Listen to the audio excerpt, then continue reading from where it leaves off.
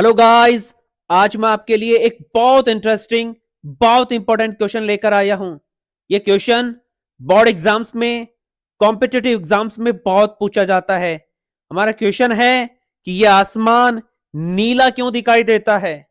तो मैं आपको यहां पर बताऊंगा कि यह आसमान नीला क्यों दिखाई देता है। यह नीला दिखाई देता है स्कैटरिंग ऑफ सनलाइट की वजह से। यह स्कैटरिंग ऑफ सनलाइट होती क्यों है?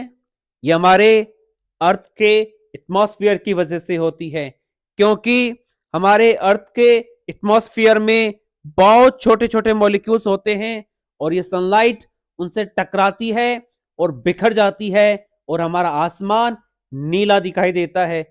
लेकिन सनलाइट में तो विबग्योर कलर्स होते हैं, इसमें तो 7 कलर्स होते हैं, violet, indigo, blue, green, yellow, orange और रेड। ये सारे कलर्स हमारी सनलाइट में होते हैं, लेकिन आसमान तो सिर्फ ब्लू कलर का ही दिखाई देता है। क्यों? तो मैं आपको यहां पे एक लॉ बताने जा रहा हूं। आप जब इस लॉ को समझेंगे तो आपको समझ में आएगा कि हमारा आसमान नीला क्यों दिखाई देता है। हमारा लॉ है रैलीज लॉ ऑफ स्कैटरिंग। इस लॉ के according the amount of scattering of light is inversely proportional to the fourth power of its wavelength, जिसको मैथमेटिकली हम लिख सकते हैं 1/लैम्ब्डा टू द पावर 4। ये लैम्ब्डा जो साइन है ये वेवलेंथ ऑफ लाइट को रिप्रेजेंट करता है। इस रैलीज लॉ ऑफ स्कैटरिंग के अनुसार लाइट की स्कैटरिंग उसकी वेवलेंथ पर डिपेंड करती है, और जिस कलर की वेवलेंथ कम होती है वह कलर ज्यादा स्कैटर होता है।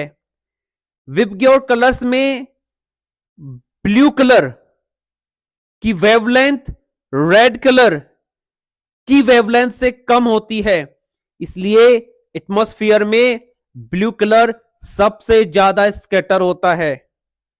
तो आप समझ गए होंगे कि हमारे आसमान में ब्लू कलर जो है सबसे ज्यादा स्कैटर होता है, और ये सबसे ज्यादा स्कैटर होता है इसीलिए हमारा आसमान ब्लू कलर का दिखाई देता है। हम स्काई में सन से सीधे आने वाली लाइट नहीं देखते, वो नहीं दिखाई देती है हमें। हम सिर्फ स्कैटर्ड लाइट देख पाते हैं, और ये ब्लू कलर सबसे ज्यादा स्कैटर्ड लाइट है, इसलिए यह आसमान हमें ब्लू कलर का दिखाई देता है। क्योंकि स्कैटर्ड लाइट में हर डायरेक्शन से मेन रूप से ब्लू कलर ही हमारे आंखों तक पहुंचता है, इसलिए स्काई हमें ब्लू कलर की दिखाई देती है। तो दोस्तों, आप समझ चुके होंगे कि आसमान नीला क्यों दिखाई देता है।